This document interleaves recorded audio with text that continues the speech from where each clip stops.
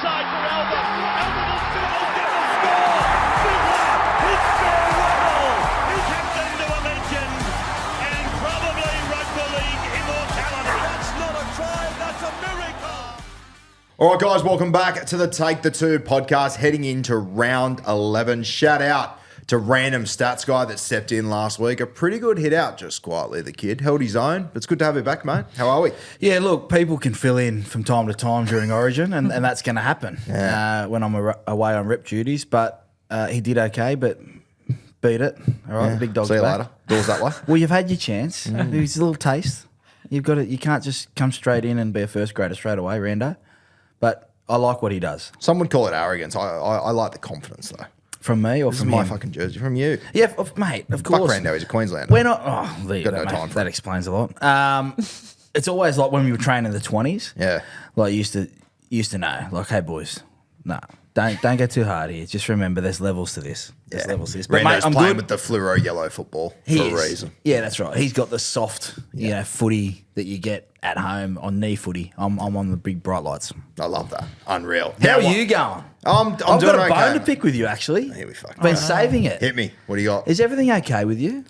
Yeah, everything's fine, mate. I had a busy few weeks. I appreciate the check-in last week. I appreciate it. I'm concerned. About?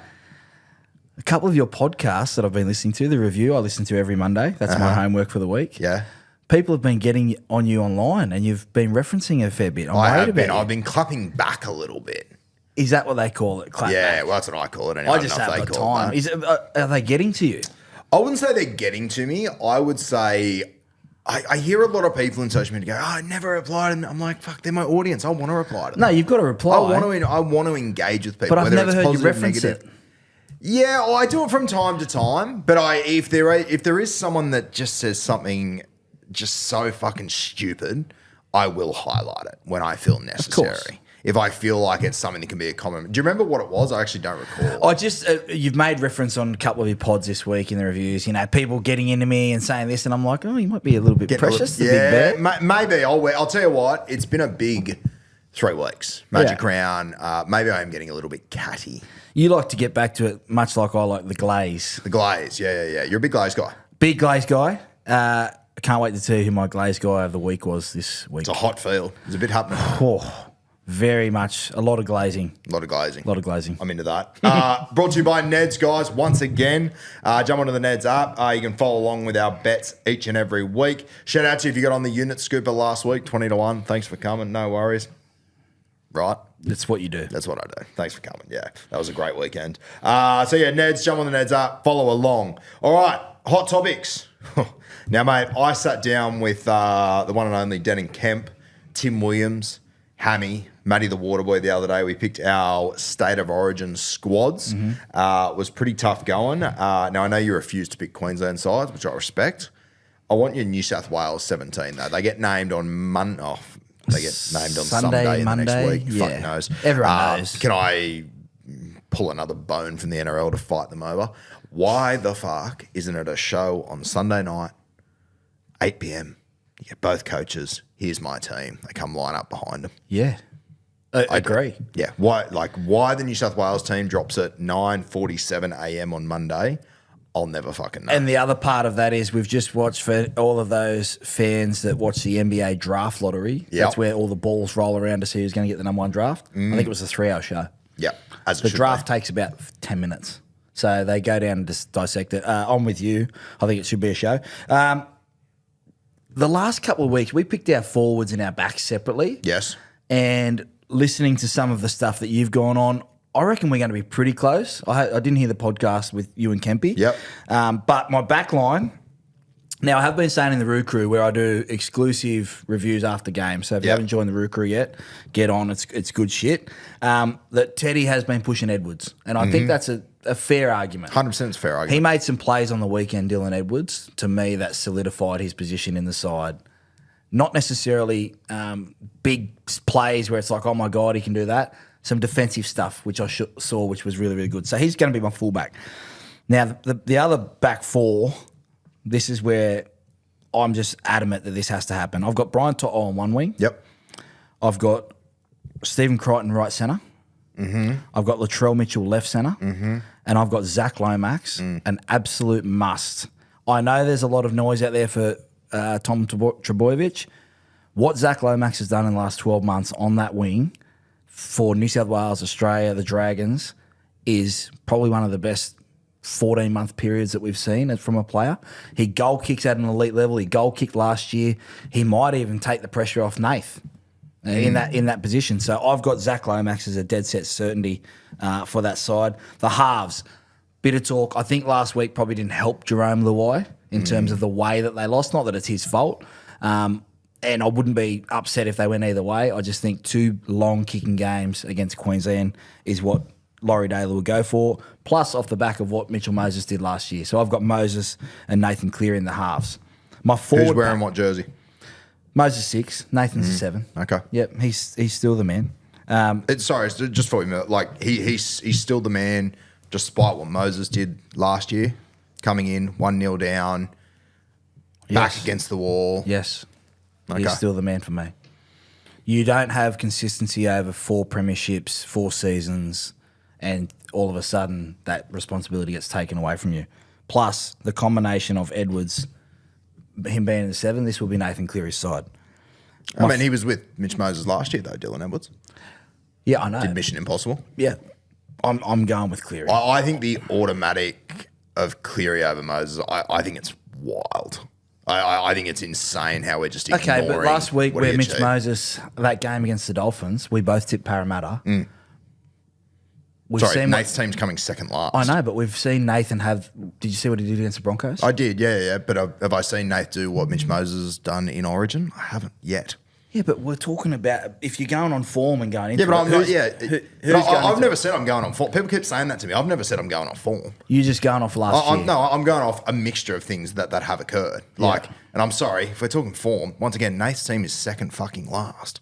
Like, I don't really. You're saying that Nathan Cleary's form's not as good as Mitchell Moses' No, stop form right putting now. words in my mouth. I'm saying. I'm asking you. Yeah. No. Of course, I'm not saying that. I'm not okay. saying that at all.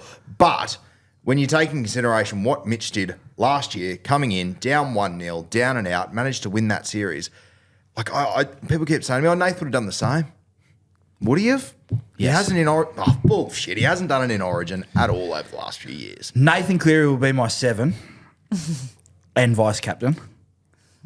Payne Haas, Mitch Barnett up front. Yep, agreed. I a couple of weeks ago, I think I had Terrell May. I reckon that sort of cooled off a little bit. I think it's called heaps, yeah. Yeah, in terms of what we're all hearing, but just the way that they might want to play a bit bully style. And I think Barnett's form warrants that I think selection. Barnett deserves it. Yeah, warrants that selection, okay? My back row is pick itself. Angus, Crichton, Liam Martin, Isaiah Yeo. My bench. Now, I went through, I've got up to 20 players here, but my bench... Just before you do that, Reece Robson at 9. Reece Robson at 9, sorry, Yep, yes. yep. Yeah, of course. My bench will be Connor Watson, Hudson Young, who I think's been the best back row in the competition. Yep. This is where I was looking for some advice. I think Stefano Tuikamanu has not got enough credit for what he's done this year. He's in a Melbourne side that's come in second. He's got Craig Bellamy's going to be in camp, so he knows how to get the best out of him. Laurie Daly's been in those systems, so you can see how Stefano carries himself around. He doesn't get a lot of the credit because of the big 4 down there. And they've had some other guys. Trent Loiero's played well. King's played well. They've had those guys. I think he's in the conversation for me. I had him, or after talking to you, consulting you, Keon Kolomatangi in the middle. I think that could be a real thing for him, especially after the way he played last week up front. Yep. And I've got Spencer Lenu up as my 17. The rest of my squad, Terrell May will play Origin one day, whether it's this year or not, because the old thinking was you have to have 12 months of consistent, good, hard footy, a final series. How do you go in that pressure cooker, right? It's not like that anymore. Yep. But I think that Laurie Daly will sort of have that little bit behind him. I'd have Terrell May, Jake Trebojevic, if you want to have him around, I can understand that. I don't think it's a big deal that he's not captain for me. And Isaiah Katoa. What a perfect time to bring a young man into a squad and learn from Mitch Moses, Nathan Cleary, Dylan Edwards about the big game and have him in that environment, because he's going to play Origin. Yep. I just think it'd be the perfect time to bring him right now. He's never played better. We talk about him every week. It's a proper glaze fest for me and you every single week we watch this kid play. Time to reward that. Okay, so take me through your 4 that are on the bench. Watson, Leniu. I'll cut it out so it's clear. Watson, Young, Yep. Kolomatangi, Yep. Leniu. Leniu. Okay, I like that. I think that's what it'll be, for what it's worth. Yeah. I think that's what they'll go with. I think Olakwatu, he played last year. My big concern with Olakwatu, mate, this has happened, I think, 2 of the last 3 years. He gets in the Origin conversation, and I think he puts together his 3 or 4 weeks of worst footy. I think it's Manly style. Yeah? Very much when they've struggled this year, it's play for play. When he's been destructive, if you go Yep. back and watch that first game against the Cowboys, I think his first one he ran straight through. Yeah, okay. And then the next time, everyone's like shitting themselves, so they come in too tight to try and help Purdue. I think Dearden was on that left hand side, and he went pop out the back, and they scored. If I was playing with Hamoli, I'd be just saying you can have the ball whenever you want. If your first 5 touches are just putting your knees and elbows into that number 7 there, then after that, what you do is that. But they're giving it to him off slow play the ball. So. Okay. The other advantage that you have is Keon's played in the middle and excelled every He's time he better plays in the middle. Yeah. And I don't think they're going to have like Hudson Young's going to have to come on. You could probably push Angus Crichton into the middle if you needed to. Liam Martin potentially. Is that how you would use Hudson? Would you bring him on an edge or bring him on through the middle? Edge, mate, he's the best edge back row in the comp at the moment. Okay, so then is there an argument just to start Hudson? Yeah, there could be an argument to start. I just think that Angus Crichton was a player of the year last year. Yep. Nathan Cleary's going to be a half. He's going to want some familiarity around defending patterns. With Liam Martin, now that is a concern. They haven't defended well as a unit this year, the Penrith Panthers. We've talked about that endlessly. What does Laurie do? You know, do they feel him and Critter and To'o on the right-hand side? The old Penrith crew. You know, To'o, Critter, Nath, Martin, and then on the left-hand side you got Trell, Lomax, Crichton, Moses. So it's, I think it's a very, very strong New South Wales side. Let's go back to the Lomax conversation. It's not one I'm going to push back on you too heavily because I don't disagree with what you've said in any way, shape or form. I've gone with Turbo. I don't think Turbo's 100% fit at the moment. I think that's very evident. My whole thing would be I'm having a conversation with Turbo. If he's good to go, I just can't leave him out of my side. I will say this, though, very different conversation if Lomax had been playing the last 6 weeks for me. I think the time out is what alarms me with bringing Lomax straight in or what maybe has me thinking I might just go with Turbo. But Turbo's had time out this year, injured, and came back. I don't think he was 100% on the weekend. Yep. Yeah. And I don't think you can go into Origin right now and be 80%. Which is where my whole thing... I reckon Lomax is cherry ripe. He'll be ready to go. We haven't seen him. I've seen enough of Zach behind the scenes to know that his body is in shape 24/7, 365. Okay. Coming back from an injury, I have no doubts whatsoever that he will have a stormer of a game this weekend, 20-plus carries. He has to be in the side. Back of the field carries. Latrell's probably not going to have 20 carries. He's not, yeah. Right, okay. Yeah. So Stephen Crichton doesn't have 20 carries back of the field. You got to have 2 meter eaters. You got to have Brian To'o and Zach Lomax for me would be the best option. And if you're talking about what Mitch Moses did last year and you're rewarding that, why aren't you rewarding Zach? Because Zach's going up against one of our better Origin players we've had. That's the different conversation for me. Yeah, you're probably right. I just think Zach. I don't think we actually necessarily disagree with each other. No. I don't like if Laurie Daly comes out and picks. It's not great when mum and dad are fighting, is it, Kat? It's a little bit awkward. I didn't know love if I was this. going to have It's to step fantastic. in. If Laurie Daly picks Zach Lomax, you will not hear a complaint out of me. I get it 100%. I think it's a flip of the coin. I just back in that Turbo on his day is just one of those guys that no one can fucking handle. Agree. Some special things. You know what? Zach can fit into that I was category. going to say, Zach's right there. I don't disagree with that as He's well. not Yeah. at a different restaurant. If He's Zach at a had different played for table. the last 6 weeks and he's playing at the high click he was, I would probably lean towards Zach. I think Zach will be there. You reckon he'll get picked? Yes. I don't reckon Laurie Daly's got the balls to leave Turbo out, personally. Okay, so with Turbo, I don't know who Manly Were played you this coached week. by Daly in Origin or was that Ricky? Stick. Yeah. Okay. I don't know who Manly played this week, but Cowboys up there. so there's, every reason for Turbo to have a big game against a Cowboys side that will concede points. Yep. But Zach, for me, has just done the job last year. He's done enough to be able to say, okay, I can trust you. And like I said, his body, he hasn't had seasons where he's missed long layoffs. Yep. And he's had little injuries here and there, worked his way back, and he is in shape all year round. Have you seen Zach Lomax this week? Parramatta, they play Newcastle. Yep. Friday night. He's got a debutant standing opposite him. Poor motherfucker standing in between Lomax and an Origin jersey. I reckon Lomax could put on a show this week. Well, Moses, the aerial threat should Yeah. be real this week. Yes, yeah. That might feature later on when you do your Give you the hot tip, it will. Give you the hot tip, it will. Just on Jake Trbojevic, I think you said you'd have him in the squad. Does it concern you at all dropping him from that side? Like, there's been a lot of people like Matty Johns, I found very interesting, sort of came out and said the number one rule in Origin is do not drop Jake Trbojevic. He's not in my team, and I was one of the number one guys that wanted him in the team last year. I'm comfortable with not picking him. Do you put any weight behind what Matty Johns and some of these other people are saying about Gerbo? I love Matty Johns. Yep. And the way he articulates the game and the way he Genius, talks about yeah, the yeah. game is absolute genius. You could listen to him, forever. Yep. I just think that at the moment, if you ask Jake, is he in the best form in terms of himself at the moment? He would probably say that he's had better seasons. Laterally, I've picked guys. Barnett is a gimme. Yep. Haas, a gimme. Lenu has proven that he can fill that bench role. I don't know. You're either starting Jake and you're making him captain, but he didn't play. He's not going to play big minutes in Origin at the moment because laterally he won't be able to go at that speed. Or you bring him off the bench, which he's not accustomed to. So he's not going to be able to create the impact that he would like to. But if you're talking about culture and all that kind of stuff and what they built last year, Jake would love to be a part of it and did a great job as captain last year. But if I'm putting my nuts on the line and saying where does he fit in? If you've got Haas, Barnett, Keon Kolomatangi and Lenu, like, is he playing any better than them?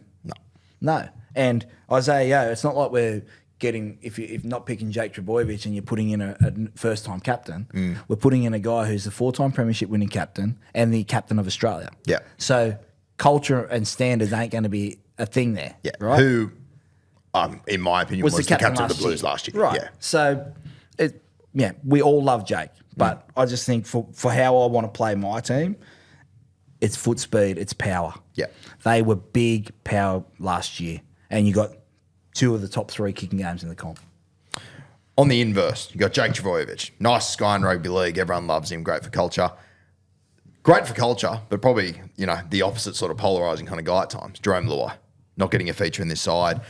You've still got Toto, Critter, Spencer Lenu, all of his boys in this side. Do you bring him into camp as well, or is it just you're running with your halves and that's it? I think it's a nice opportunity. If you've got Cleary and Moses there, I don't think bringing someone else experienced in that environment would do anything for them or the team. Okay. Yep. I think Isaiah Katoa being in that squad for me could, essentially lay the platform for what could be dominance. We had to watch Queensland. I did a thing with Sam Thaiday the other day. I played in that when they won 8 in a row. Yeah. And Lockie retires, here comes Thurston and Cronk. Cronk and Thurston retire, here comes Munster and Cherry Evans. They've just got a pipeline. This is our chance now as New South Wales to go, Izzy, you are going to play Origin. It might take 5 or 6 years, but this is your taste. You have to reward that. I think Jerome Luai would love to just concentrate on what he's doing at the moment. And if they lose game 1, maybe it doesn't work. Then you make a decision. Then it's going to be a huge decision on whether Laurie Daly's success as New South Wales coach is successful or not. Because if they lose the series, a lot of questions are going to be asked. Yeah. If they lose game 1, does he stick solid going to Perth with Moses and Cleary, or does he go, holy shit, maybe Nath drops out, maybe Moses drops out, and Luai comes back in because he's got that confidence and he knows how to play in those big moments and he's done that. But I don't think there would be anything you've got your culture guy off the field there in Jake Trbojevic, Terrell May, Isaiah Katoa, learning what it's going to be like in the future when they play. One thing that doesn't concern me, that I've heard a lot of people bring up, is having 2 halfbacks. Doesn't work. I don't buy into that personally. Do you read into that at all as far as Jerome, obviously of the 3, is the out-and-out 5'8"? Is there any concerns for you around having 2 out-and-out 7s? No, because Mitchell Moses played most of his juniors coming through as a 6. I think he was a 6 at the Tigers when I was playing against him. So, I heard him speak the other night about ego, and geez, it's a big, powerful thing in the game at the moment. Yep. A huge thing with individual players and teams. And if we sat there and thought, and we had an egometer about where these guys think they should be, where they are on the ladder, all that kind of stuff. Listen to Mitch speak and the responsibility he's got as captain, I don't think that'll be a problem. He's going to be able to kick. He's going to be able to take the pressure off and roam. And half an opportunity, you're going to have Edwards, Moses, Cleary flooding through the middle to be able to take that.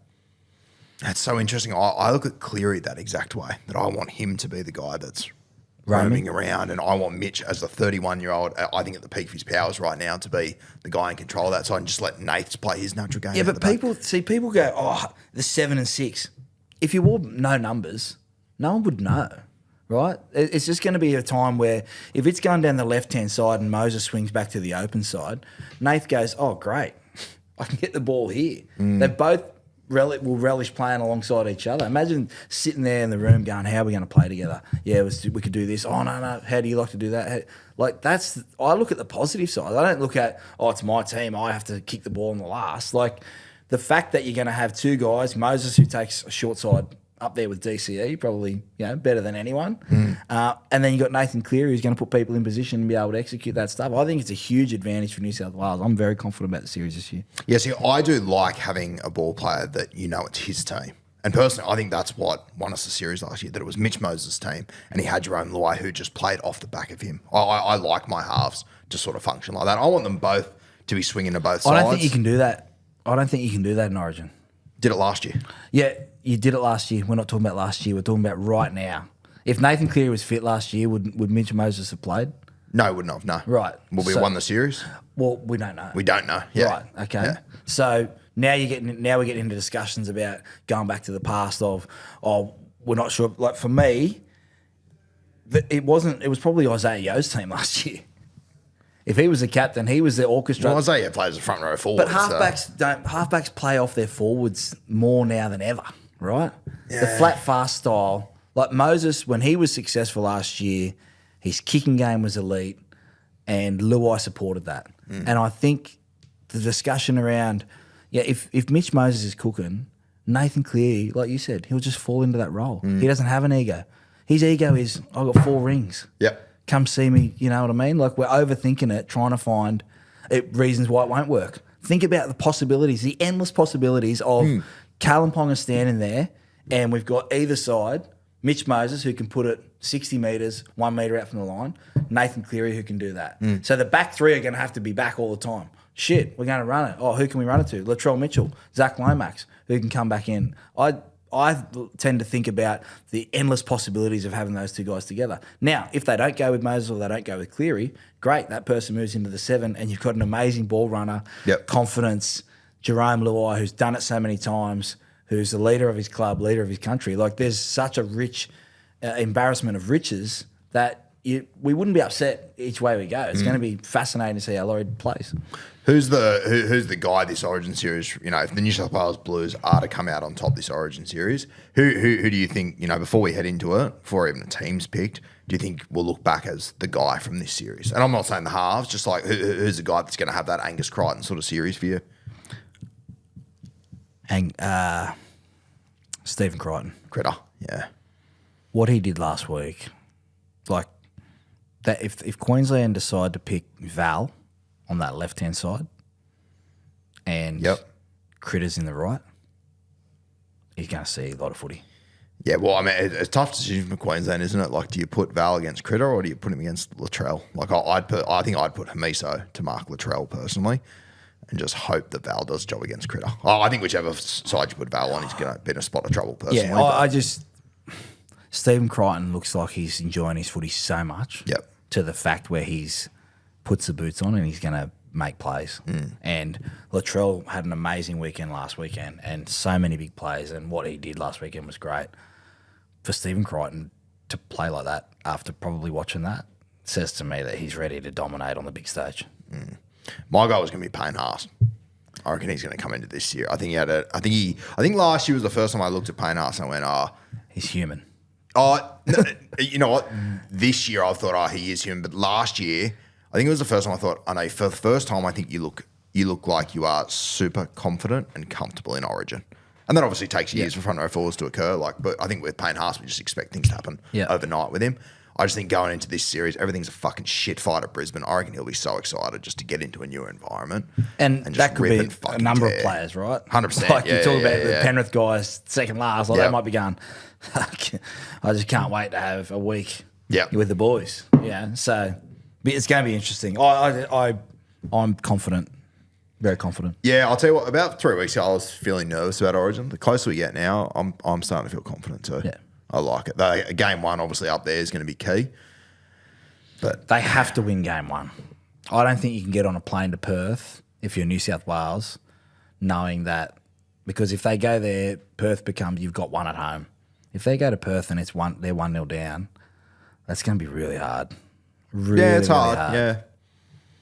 I don't know. Maybe I've just got a false sense of confidence from last year, but I still reckon that they can find a way to do it, personally. But you always want to win game 1. No denying that. Yeah. I know you don't want to pick Queensland side. I'm not going to ask you to. If you are Billy Slater, what's your biggest headache you've got, though? What to do around the spine, I think. Some whispers. I think the scope might have a couple of months ago. Yep. Munster to fullback, Dearden to 7. What does that look like? I don't, or maybe Dearden in and DC out. And just on that, that whisper, since that was said, in my opinion, KP's done very little to ensure himself that fullback jersey, and DCE's done very little to ensure himself that 7 jersey. I don't think they'll do it, but it would not make sense. No, and much like we just talked about the New South Wales side, if they made the decision to go with Dearden, has he played better? Like, he's playing awesome at the moment. Yep. In a side that week to week we're not really sure what we're going to get. Munster's Munster. He picks himself because he's not Cameron Munster in that big Origin stage. I just think it would be a massive call for Billy to go, because I don't know if Cameron Munster at 1 is going to have the carries out of the back of the field. Yep. Like KP could, and the cause, the headaches. So I think that they'll stay put. But there's an argument there. I mean, if Ben Hunt's not fit, Harry Grant, do they carry Dearden knowing that, he can play 9, but it's not really a position that he's accustomed to. Like, Ben Hunt's played a lot of 9. Yep. And that's been their go-to. That's been their saviour. He's been a fantastic player. But, it's going to be an interesting watch. If you're not going Tommy Dearden in 14, are you looking at like a Kurt Mann kind of player? Are you going like a Reid Marnie? Are you what direction? If Ben Hunt's not there at 14, it'll be Dearden. Dearden, yeah. And I agree. DCE and Munster. Yeah. All right, let's talk about, mate, consistency in the comp. Jesus. It's a bit all over the place at the moment. Like, we do our what we got right, what we got wrong each week, and it's a fucking nightmare. I look at, I think last week the Canterbury Bulldogs are a really good example. We're going into that game and the Raiders are favourites down there, and my thought process was just the Raiders have had to get up for 2 comeback victories. Yep. They had to get up for that Melbourne game. This will catch up to them. I'm sitting there at halftime going, you fucking moron. You don't have the slightest idea what you're talking about. Then we see that unbelievable second half. Canterbury come back into it. I pretend like I'm a genius all over again. The Roosters, we've spoken about them all year. Consistency, it is. And mate, even Melbourne, like, I'd probably say to you, they're probably the most consistent side, but they haven't been perfect this year. They've had that game against the Raiders. I've had a few other moments. What do you read into it? I think the competition right now is whoever can stay at doing the boring things the longest. I think there's been some sides that have been impatient, and one of those sides is the Broncos. Yep. They've played at times where they're kicking on play 1 and maybe losing their sense of direction in terms of how they're going to beat sides. When you start the year, you look at, like, the Bulldogs' identity. What is the Bulldogs' identity? Fast, physical, in your face. Yep. We're going to try and bash the shit out of you. Yep, we've got points if we need it, but they've shown that they can win a game 16, 20, 14, right? The Warriors, gritty, find a way, just hang on, just keep hanging on. They're the consistent ones, right? They've gone under the radar because apparently every show, no one ever talks about the Warriors. Well, I'm talking about the Warriors right now. Yeah. Their game management, and we questioned it after Vegas. We're like, Luke Metcalf, how's he going to kick, all that kind of stuff. Gone away, worked at it, but they're gritty. Yeah. So they trust each other in defence. The Melbourne Storm will blow you off the park. But if you just hang tight a little bit, it might give you a bit of a chance to come back into it. They did against Manly. They came out and blew the wheels off them second half. Yeah. So there's all about their start. The Raiders fight, bring you down. Yeah, we're happy to beat you 10-8. We're just going, like, they've got identity. No reason. That's why they're at the top 4. One team that's gone under the radar for me is the Sharks. The Sharks have this uncanny way where they're not going to go out there and say we can score 40 points, but we can score 24. We can score 24, and I think Nico's time now has come back. So that's what I'm getting to. After that, it's everyone else. Cowboys. It's going to be a shootout some weeks, but some weeks we don't want to tackle. We're going to put pressure on ourselves and have to come up with that. The Broncos, immaturity, doing the boring things for longer. I think there's a real thing there where the top teams have separated themselves, and the Bulldogs, when they've had guys out, the next man up, and people go, oh, every team's got next man up. No. The way that Bailey Hayward's come in, and he doesn't dictate to the system dictates to him. Yeah. So he plays within it, but he plays what he sees. So I just think that those teams, as for everyone else, like the Dolphins, they've all shown glimpses, but it's about consistency and knowing what your identity is and what you're doing to win. I thought what you said about the Sharkies then was really interesting. It makes me think, like, the analogy for me, it's been happening for the last 50 years in rugby league. We always have that conversation, who would win a 100-metre sprint? I said to one of the Dolphins guys last year, like, how do you reckon Ham would go? And he goes, mate, I don't know how fast he is because he only runs as fast as he needs to. Yep. That's the Sharkies for me. Yeah, agree. They do exactly what they need to, nothing more, nothing less. And if they want to win a competition, and they can this year, they're going to have to find out about themselves how fast they can run.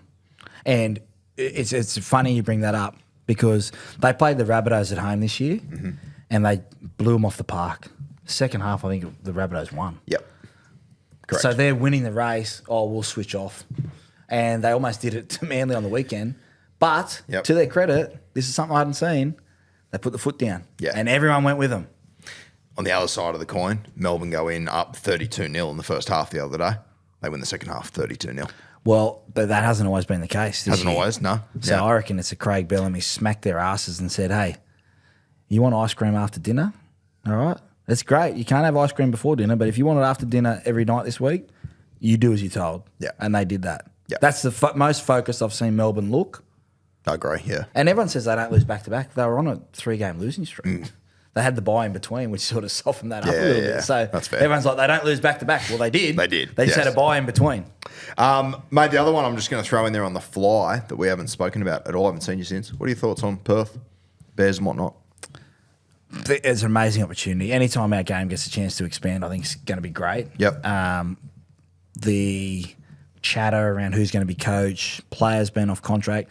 I just hope for the fans that it doesn't get too messy about guys, looking to get out of contracts now to maybe only extend a year, all that kind of stuff. And that's what will happen. It's but destined to happen, yeah. I don't want it to get to a point where it's like, oh, Rue might be, he's holding off because, he might just be holding off because there's 6 other clubs that want him as well. Yeah. And they have to get a big guy.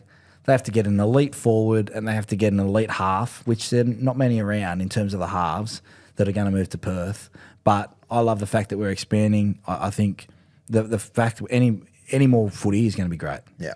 I think it's the inverse of that too that I'm a bit nervous about. And you saw this with the Dolphins as well, to be fair, that they become like a poker chip in negotiations, which is always going to happen. But yeah. Who do you think will be their first signing? Oh, mate. Fuck. If you could have one, everyone's off contract.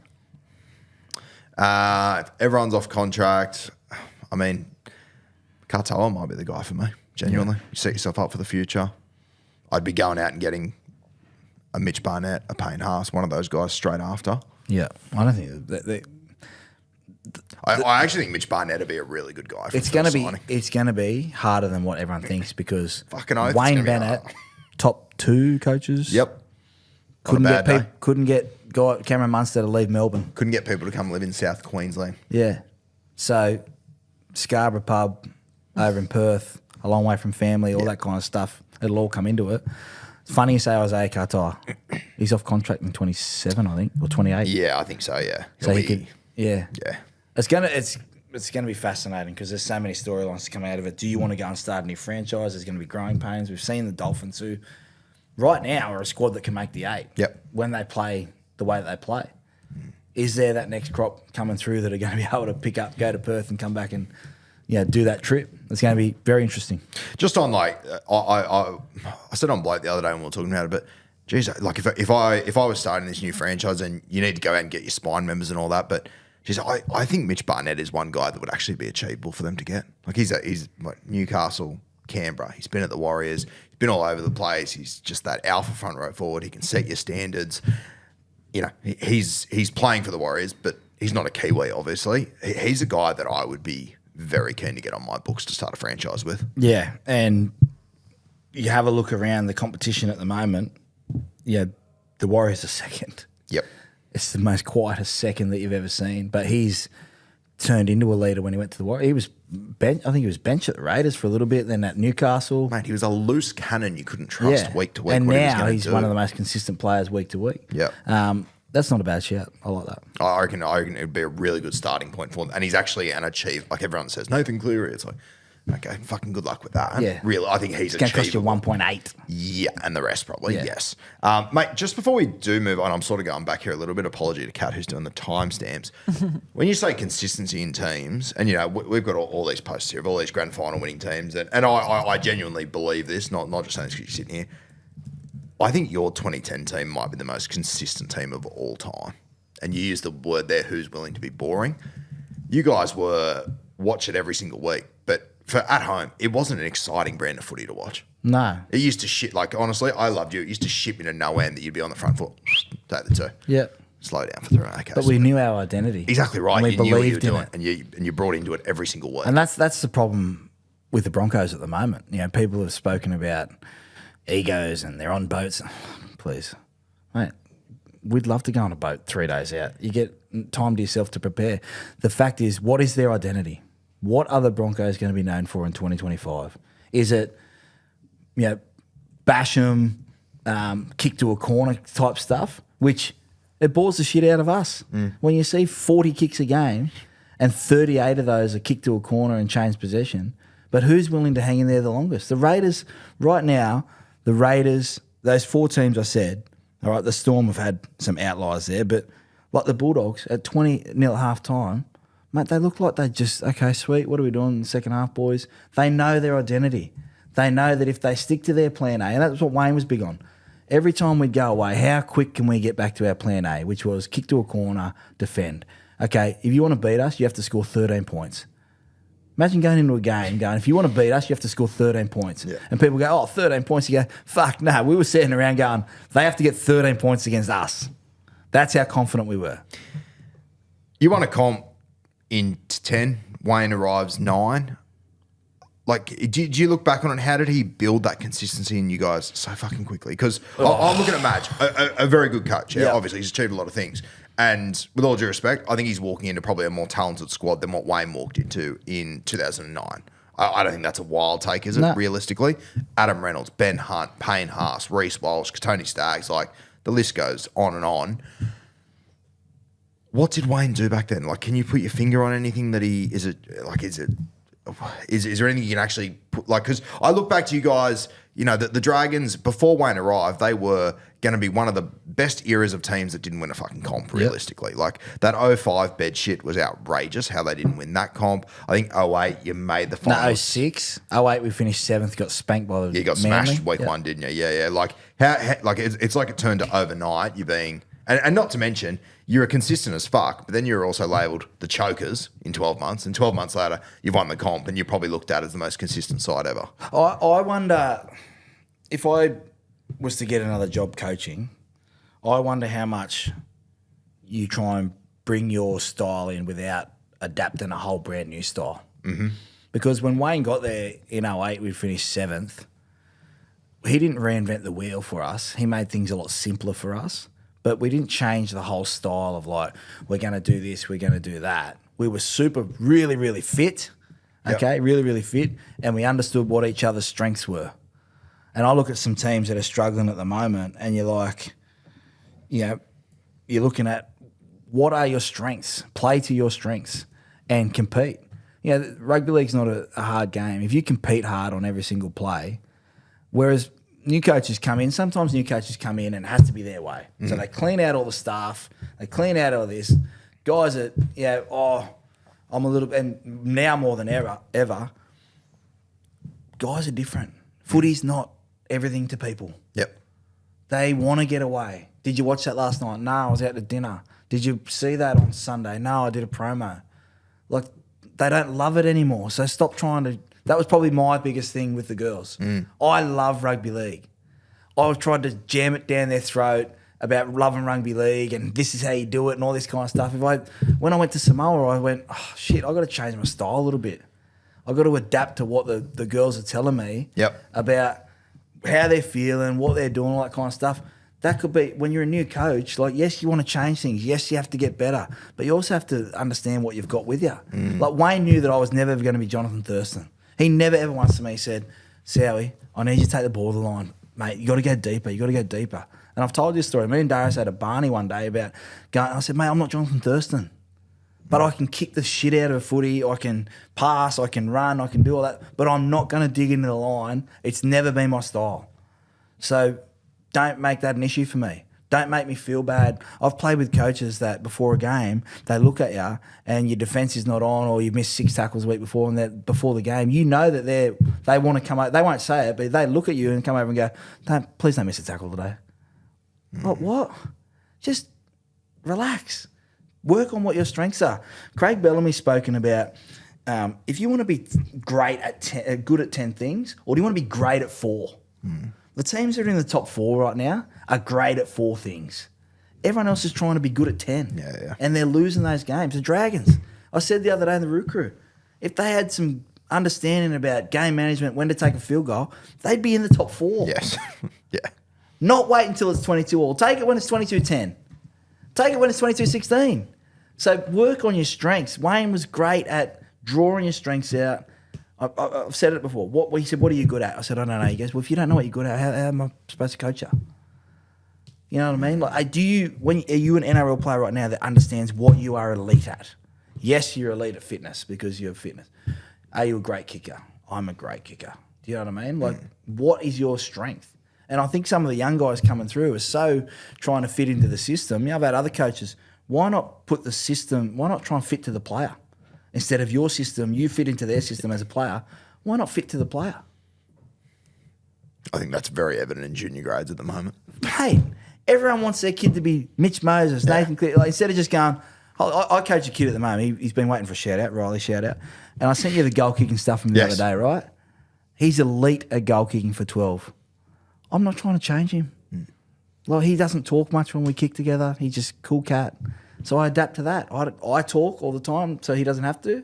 But if he doesn't want to talk, sometimes I just back it off. Like, adapt and understand your person versus this is my style, this is how we're going to win, I've done it this way. Not everyone's the same. Not everyone loves it like they did 10 years ago, 20 years ago. It's really interesting on that point. Me and Kat had a conversation this morning around this sort of not everyone's the same anymore and all that. Like, I think it's been so interesting to watch the Roosters over the last 5 years that Cheese is on a podcast 3 times a week. Chad Townsend's got his own podcast. Chad's also doing his golf stuff. Reece Robson will be doing his golf stuff next year. The boys fucking in a rap band last year. The way the Roosters have just lent into all this stuff, whereas, mate, 10 years ago, if you said to me one club will lean into this stuff, I would have said the Roosters will be the last fucking team to do it. Nah, I've got something for you. Yep, hit me. Watch Craig Bellamy's evolution as a coach. Yeah. When COVID happened, they were going to spend so much time together. We saw so much social media content of Craig Bellamy laughing, being around the boys, all that kind of stuff, because he knew if he was up the whole time, they would be drained. And that was my takeaway from coaching is I was up the whole time. I wanted it all the time. I needed to be able to switch off a little bit, right? We've never seen, like, Craig did a podcast with the 167 boys. Yeah. Did a podcast, the highest rating podcast. Craig Bellamy was never doing a podcast 10 years ago. Yep. You adapt, you evolve, all that kind of stuff as coaches as well, which is why when people go to Melbourne, they get better because he cares about the person. And yes, you have to fit into some standards. Systems and standards are different. Systems are built around by players doing their job, all that kind of stuff. Standards are standards. You don't meet the standards, you won't get a chance to play in the system. I love that. Not every club has the high standards. I like that. That was so good, was Sowie. good. Might be worth keeping around, mate. Suck it, Rando. All right. Now, we have got a question that has been sent in. Kathmandu, I'm going to hand the reins to you. And how are Please you? do. I'm very well. I'm loving this chat. I'm learning a lot. Julian, my cousin's sitting next to me, and I know he's just taking it all in. But let's talk about Cameron Brady's question, because it's a hell of a question. It's a great one. And it starts with, you want a question to get you rugby league sick. He's definitely picked the right audience for this question. All right. Talk to All me right. dirty. Okay, I'm going to set the scene for you. You're going to a restaurant for a 3-course meal, but they don't serve food. They serve kicking games. I want you to order your favourites. Your entree is a short kicking game. Your main is a long kicking or all-round kicking game. And your dessert is X Factor / field goal / conversion. Then there's a wild card. So we're going to make our way through these. Let's start with what you would order for your entree, which is your short kicking game. Sowie, You take the new ball, mate. you're going to kick it off. So many options to pick from. Can't pick Soward 4 times too, okay? Yeah, that's, as you should. Short kicking game. I'm going to say, because I'm saving someone for one of the others, I'm going to look back to a guy like Brent Sherwin. Oh, fuck you. You knew I was going to say No, Brent we haven't Sherwin. looked at it. No, we haven't looked at it. You motherfucker. Brent Sherwin. Yeah, shifty. He was the one that sort of started for me the intrigue around grubbers near the line, banana grubbers, all that kind of stuff. So I will take shifty Sherwin. You've really thrown me here. Genuinely, I've said it before on this podcast. I think By the Shifty way, is. We didn't have a conversation. there's on been purpose no- because we wanted the response. I think Shifty's got the best short kicking game I've ever seen. He was absolutely off his fucking head. Shifty, I think, is a great shout. What's our next one, Kat? Well, now you're going to order your mains, which is your long kicking / all-round kicking game.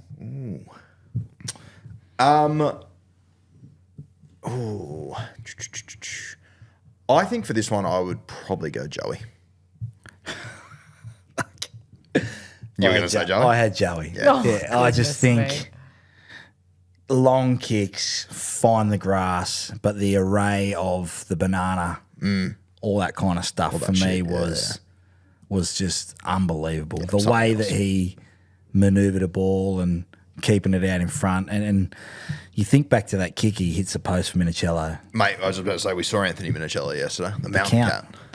I'm actually shocked at how many times he's come up in conversation since we saw Yeah, him. I haven't let it go. I'll tell you what, I've actually got another one I'll throw in. So I'll let you have Mini. You have Joey. You can have Mini, Sowie. Mini, yeah, you can have Mini too. I'm going to chuck in Ricky Stewart as well.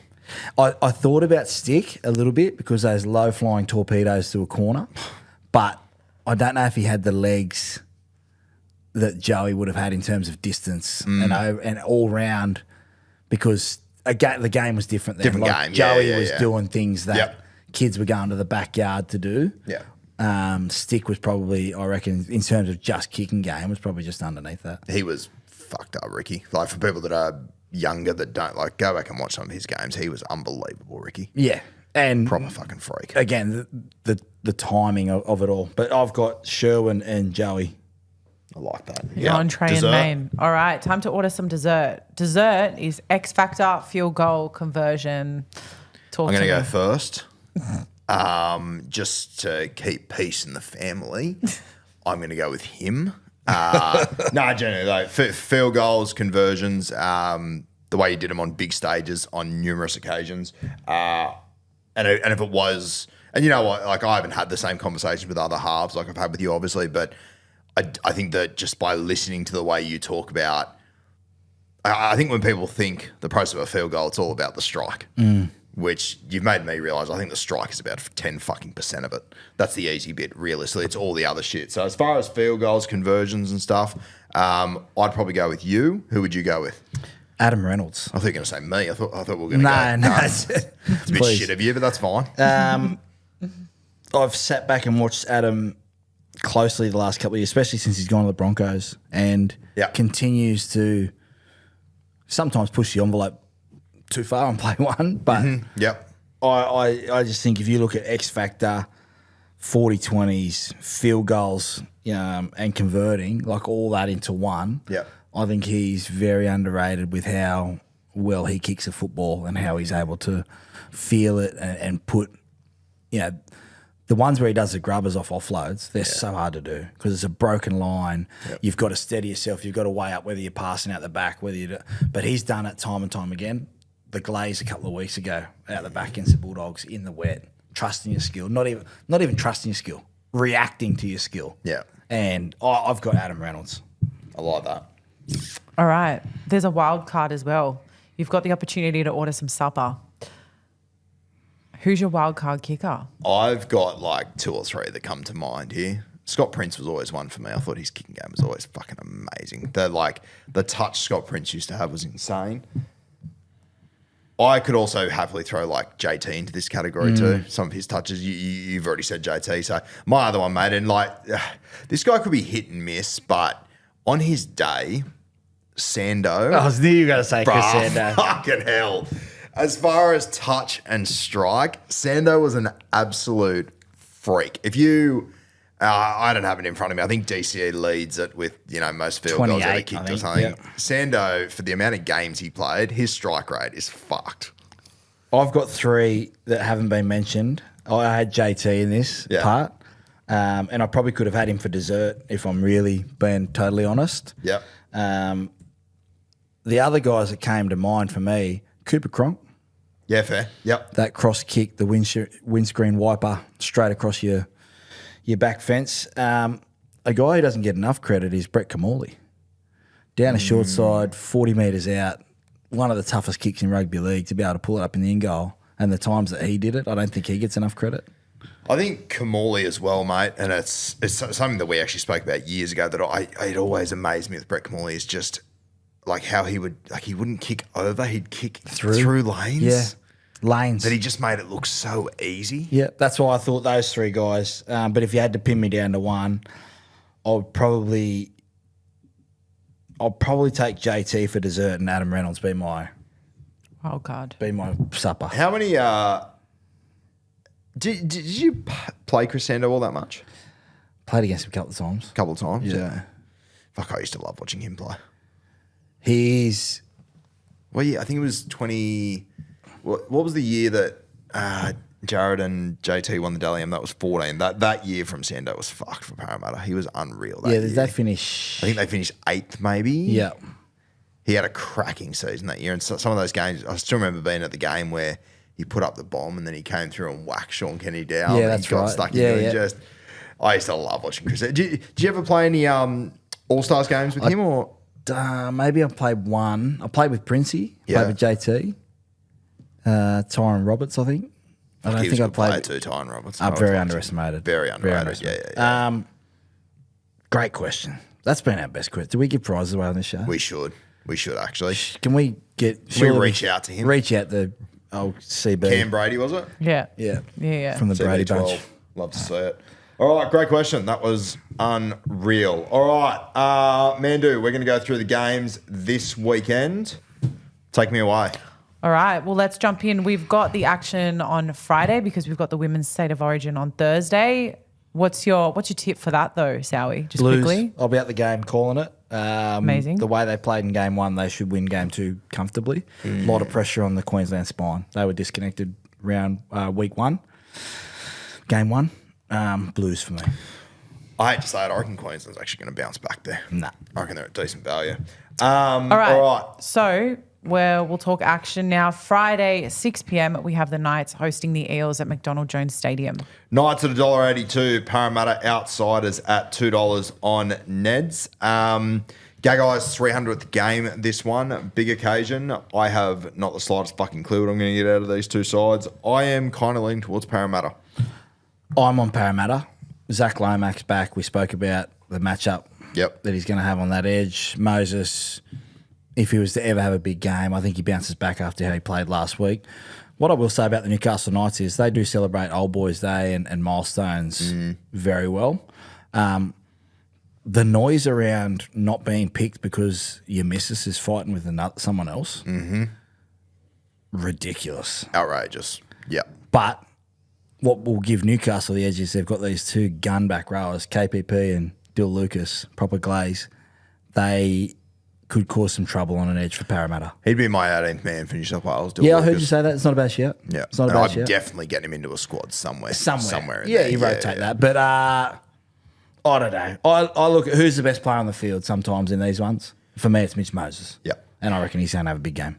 All right, late game Friday night. I reckon this is game of the week. Yeah, Oh! you've been saying that, and you've predicted a bit of an upset here. So I'm happy for you to tell Sowie what you think is going to happen. But we have the Bulldogs taking on the Roosters. Kickoff at 8 p.m. at Accor Stadium. Roosters outsiders, $3 on Ned's. Doggies short price favourites, $1.40 as they should be. I reckon the Roosters are a sniff here, coming off a bye. Lindsay Collins back into the side. I think last week would have taken a lot out of Canterbury. I give the Roosters a real hope here. I'm going to tip them. What are you thinking? Yeah, Harry Hayes, that back row, Kurt Mann, no Salmon. Yeah, you said the other day, I think you're on Bloke, and you said, you've got to get Hayward into the side. I wouldn't be surprised if he starts at 13 and Kurt Mann comes off the bench. Yep. Just the way that he distributed the ball, he's a tough little bugger. They've got Luke Smith, congratulations to him, debutant. Know much about him? No, I don't, but... They seem to love him over there. Yeah, the way you can get a feel for how blokes react and their social media, they went off. So Yeah. I'm with you. I don't think it's as wide as what it represents in terms of the betting markets. I've got Bulldogs. The Roosters have burnt me a couple of times this year. I'm sort of like, I keep ringing, you keep telling me you're out, but I can see you're at home, sort of thing. Go to bed, mate. Do you know what I mean? Yeah. Yeah. Ring So someone else. I'll ring my wife. You know what? You've half talked me into it. Jesus, Blake Steep's a good player. Jesus. Yeah. Boyd Corden at 2.0. I'll take the Dogs. I've got to give. I've tipped. Yeah, Doggies fans. The relationship between me and you is just getting stronger. Just on Hayward too, I said it a few weeks ago. If I'm Perth, he's not the first guy I signed, but fuck, I've been making sure I get his signature. You can turn him into your 9, 7, 6, 13. I don't think he'd be a great guy to build a squad around. Super Saturday Cup. All right, Super Saturday starts at 3 p.m. We have the Dolphins taking on the Wars up at Suncorp. Your boy Isaiah Katoa in action. Finn, $2 on Ned's. Wars, $1.82. The Wars have been up and about the last few weeks. I think in this competition, it always takes a toll eventually. I think this might be the week it takes a toll. I reckon the Dolphins get it done in a tight one. Yeah, and I was thinking along that line as well. It's at Suncorp. Yep. They like playing there at Suncorp. The Finn. Warriors just gritty last week. Really gritty. I think it's worth Smart. noting with the Wars too, they have gone Brisbane, St George. Brisbane, 3 weeks away from home. I reckon it has to take a toll eventually. Fisher Harris back in this side, enormous. And I would assume he was named on the extended last week, Roger. If he's named again, I reckon he'll probably play this week. It's another big in there, but I reckon the Finns will just get the job done there. I'll take the Wars. I like it. I'll take the Wars with Fisher Harris back. Barnett Huge. ready to get a 10 jersey in Origin. Couple of big weeks for the Wars. They play the Raiders next week at home. So they could really make a march here to that top 4, which would be amazing. Yeah, it'd be unreal. So what would that mean next week? They'll be without Barnett, and Raiders will probably be without Horsburgh And Hudson Young and Huddy. Yeah, true. That'll be a at Go cracker. Media Stadium. Sunday afternoon, kick off in daylight, run out at night time, second half. Stop it. How good. Next game, Mando. Next game, Saturday. We're still on Super Saturday, 5:30 p.m. kickoff. We have the Cowboys hosting the Manly Seagulls up at Queensland Country Bank Stadium. Manly, $2.15 outsiders. Cowboys, $1.72. I find these two teams impossible to pick. I like that Purdue's been moved into the halves. Feel a little bit sorry for Jake Clifford, but I think Purdue, the more football you can get in that guy's hands, the better. Laybutt comes in at centre. I love that for the Cowboys. Man, I'm going to go on a limb. I reckon the Cowboys blow them out. I'm with you. Manly last week, when it got to 14 all, you kind of thought, okay, their big name players will step up here. Didn't. No. Force the issue. I text you when Luke Brooks had that one-arm pass instead of just give it to your fastest guy on the field. Yeah. I tip Cowboys to make the 8. I'm sticking with them. I think that this could be a, what do you say? What do you call a glaze in the Supercoach world? What do you call that? I have no idea. You can name someone will come up with something because I did tip you exclusively into Aaron Clark. I said I the cap think- before. Let's see how long that takes. Yeah. It's And I- longer than you I did. thought. You I did know. get a mention. You got a mention. I'm going to take the Cowboys. Drinkwater, 110 plus points. Ooh, oh, I'd love that. He's in our team. Yeah. He's in your team too. I Good. think in Supercoach terms, it's just a bit of a pod play from you to make a call on the Cowboys nice and early, but I love to see it. Pod play's a point of difference player. Oh, Yeah. Not I have many no others. idea what you're saying. Next year you'll be into it. Don't worry. Yeah. Well, I don't want to scare everyone, but I know my shit because I tipped Aaron Clark to you how many weeks did. ago? Yeah. And you go, mate, you don't know what you're doing. I think it was on You're Tuesday. just or being a something. dickhead because I did it on live. And you Yeah. go, please stop commenting when I'm on live talking Supercoach. Aaron Clark. Yeah. Honestly, I did witness it and I wish I had listened a little more myself. Anyway, let's move on to the I next also wish I game. wouldn't have said it out loud personally. But you can't win them all. Next game. Saturday was still Super Saturday, 7:35 p.m. The Sharks taking on the Storm at Shark Stadium. You've talked about their consistency. How do you think the Sharks are going to go against these guys? Sharkies 235 on Ned's. Melbourne Storm $1.60. This is probably the game I'm most torn about this weekend. I want to say the Sharks, but I still think Melbourne will get them, to be honest with you. I'm going to go the Sharks. I think at home, they played the Bulldogs there round 2 or 3, I think, or earlier on the Yes, season. yeah. Shit the bed. Yep. I reckon Nico's back to what we saw Dally Emir, and it's time everyone. It's funny because you can bag a player or have comments about a player. You've still got to be big enough to give some flowers. Not 100%. enough people are giving Nico flowers for the last 2 weeks. Yep. I've been texting you exclusively. I'm going to go the Sharks. I think this is what they. If they want to run fast, well, you got to run fast to beat the Melbourne Storm. These two have great rivalry. I'm going to take the Sharks. Yeah, this is take the parachute off stuff. Yeah. So there you go. Yeah, that's right. Yeah. And for Melbourne too. I think Craig Yeah. Bellamy they lose their Origin guys next week, and then they go into a bye. Sharks next week play the Roosters, so they'll have to get one of these two, the Sharks, if they're to stay in that race for the top 4. Yep, for sure. Very exciting. Sunday, Mando. Sunday, 2 p.m., we have the Broncos hosting the Dragons at Suncorp Stadium. Dragons 350. I'm taking them. I think they win this game. I think they're going to go up there. I think that the Broncos are the Flash. They've got it. They've got everything they need. I think they've got a weak underbelly at the moment. I'm really concerned about Brisbane this year. I reckon the Dragons go up there and play the most boring, bullshit, gutter brand of footy. I think they'll grind out a tight win here. I think I think Gutho just has one of those unbelievable games. I like the Dragons for an upset here. You with me or not? No, I'm going to take the Broncos. If it's dry up there, I can see a big crowd. They're under the pump at the moment, the Broncos. I think there's a response. And Madge has potentially tried to change things last week by going on the boat and that adjustment that we spoke about earlier in the Yep. show. And, hey, boys, I'm with you, but we still need to have some standards. I just think Reynolds, Ezra Mann back Would you have picked Ezra? last week. Oh, yeah, sure. Yeah, why not? Yeah. If he's fit to play, I don't understand. Yeah, when you go to a senior player as a coach, or they come to you as a senior player and they go, and this is the thing with Newcastle at the moment, is my ego too big that I don't want that guy on the side? For what reason? Because if I said he was going to help you a chance to win, what's the aim of the game here? So is everyone trying to get on and be happy, or are we best chance to win? Now Ezra he's unorthodox. He doesn't get to the line and play. It's run, it's bounce around, it's support, it's loose balls, all that kind of stuff. Ben and Adam sometimes are a little bit the same. Kick to a corner, ball that. It takes time to adjust to that. I think the Broncos will still be okay. They're still adjusting to it. They've had some great games. They've had some shit games. Ezra back for me. I would have picked him. We spoke about it before earlier in the show about the two halfbacks. You've obviously had Ben Hunt, you've had Adam Reynolds there. Do you think there is something in having a genuine 5'8" with one of them in this side that you would like? I know you've been very high on the Broncos this year. Yeah. Long term, would you rather have Ben Hunt at 9, Ezra at 6, Reynolds at 7? Yeah, well, that was the conversation that they had before signing Ben was Yep. if Ezra's fit, we've invested $1 million a year for the next 3 years. But I think after round 2 or 3 when Brisbane were flying, I think all of us sort of went, "Ooh, is maybe Hunt Reynolds the best option to move forward with?" I just don't think it's played out that way. No, and if it was round 4, yes, there's Yep. discussion there. We've got some evidence to see that it's probably not working as well as what they needed Yep. it to be. And plus, Ben is in the top 5 or 6 nines in the comp when he plays Without nine. a doubt, yep. So Ezra back, bouncing around, supporting the ball, I think gives a little bit of, and for a team right now that is under the pump, having that fresh voice in, excitement, someone that you know has done the job before. Yep.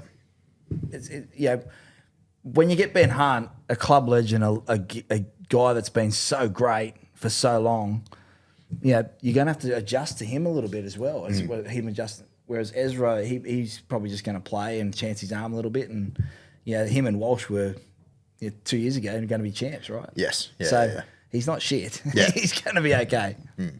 Next game, Kat. All right, the Raiders taking on the Titans Sunday, 4:05 p.m. Now, obviously we knew that Jamal Fogarty was very likely to sign with the Manly Seagulls, and it's officially been locked in while we've been recording this. Manly have reported on it. Manly have announced it. Yep, there's an official announcement now. He joins in 2026 on a 3-year deal. So perfect little transition there for the Canberra Thoughts? Raiders. They had to get a kill, and to go out and get Fogarty, right now he's playing great. I think it's just still messy how you lose Cherry Evans that way. It's messy, yep. It hasn't been handled well. I reckon Manly's come out of this okay. They have. As far as, if you can give me Fogarty for what it sounds like, it's a 600 or 700K deal for 3 years, I reckon they've come out of this pretty well. Is he too much like Brooks though? Because Ethan no, Strange doesn't need the ball. Yeah, Brooks needs the ball to be able to get into the game. I think in 3 years' time, Fogarty will still be there. I don't think Brooks will. No, big call. I've got the Raiders this week. They bounce back. The milk will be flowing. Yeah, I think the milk will get it done. These Titans are hard to predict week to fucking week. I spent a bit of time with Tino up at Magic Round. I think he's one of the most impressive guys I've genuinely ever met. I knew he'd be a good fella. I was blown away of just how much of how old is he, Cal? What, 25 or something, Yeah, Tino? something like that. Fuck, he felt like he was 32. I was very impressed. He's on the Glaze watch list. Oh, mate, if a Perth Bears can start a franchise, fuck He's knows on what the 10 Titans years. are going to be. Oh, well, yeah, so we've been told. I'm sure there is clauses coming out the arse of that contract. And if there hasn't, Tino needs a new fucking manager.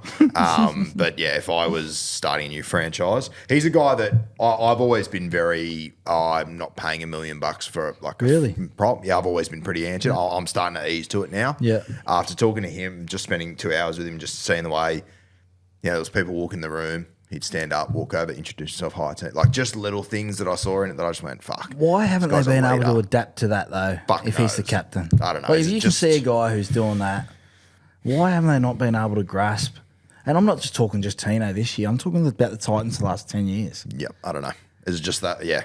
It's just like a black hole for fucking successful sporting franchises. That I don't know why. I don't know what it is. Who does the NRL need to win a comp more? Is it Para or the Titans? Oh, it's para by a country fucking mile. I don't think the Titans winning a comp even moves the needle that much, to be honest with you. Really? Mate, none of their fans show up. No one cares. It's not a That's bad fucked point. up to say, but let's be honest here. At least Yeah, they Parramatta fans care, mate. Yeah. Parramatta makes a grand final, and they push fucking Bulldogs fans for their passion when they're on. Okay, what about Dolphins, Titans? I think the Dolphins probably because they're a newer franchise and it shows it can be Yeah. successful.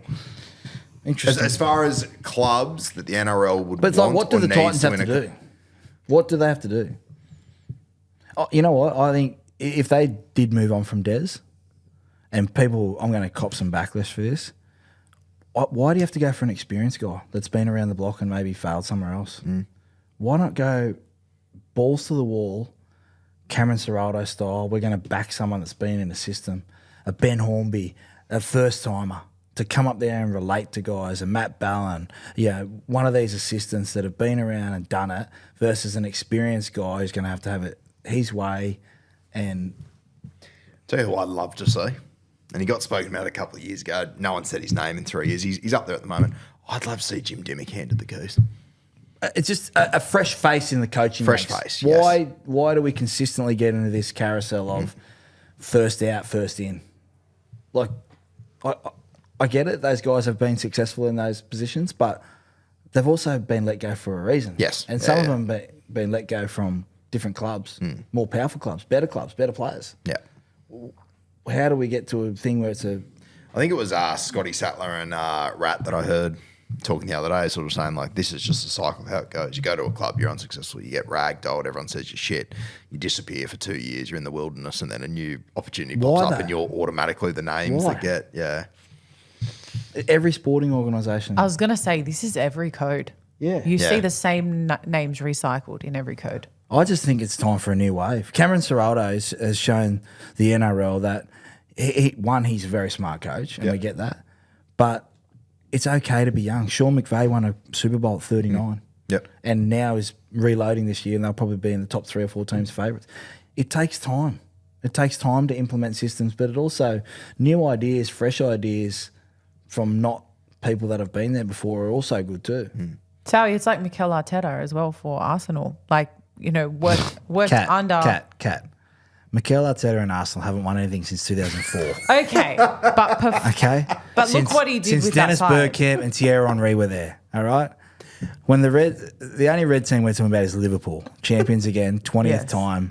I don't want to talk about And Arsenal. Arne Slot's first year. This is a number 1 rating show. We don't talk about number 2 teams. All right, fair enough. Point made. Bang. Oh, I wish I had the slightest That's idea what Steve either Maddai. of you were fucking Fuck. talking Steve about. Maddai, 08, Brookvale, just Next offside, time, but why- just line speed. Sowie, next time just come over and kick me instead. It's fine. It'll hurt less. You know who's going to love that little snippet? Your cousin. Is it your cousin? No, or- he's not my cousin. Nick Stav. Nick Sav. Yeah. Loves you. Yeah, shout out to loves Nick Stav. Arsenal. Shout Big out. Sowie guy. Big Sowie guy. You might have just turned him off. Huge. Yeah, you probably, he loves her too, to be fair. They No, love it. he loves Liverpool. Arsenal. He's Arsenal. Right. Oh, I knew there was something wrong with him. I'm Liverpool. Can we get this last game? Yes, okay. Best time slot of the weekend. All right. Oh, fuck.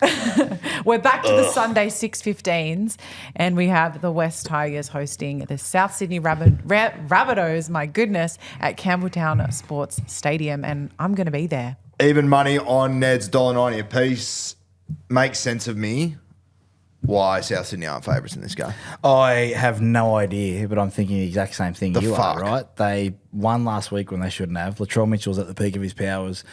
They get some more confidence back. Jamie Humphries has got another run under him against a side that lost by 64. Fanua Bolle out. I can't. I'm South for me. I think this could be the lock of the weekend. Yeah, I think they could put a bit of a score on the Tigers. The Tigers, I feel like, and obviously they had that big loss and everything. I went into that game pretty confident they were going to get the shit pounded out of them.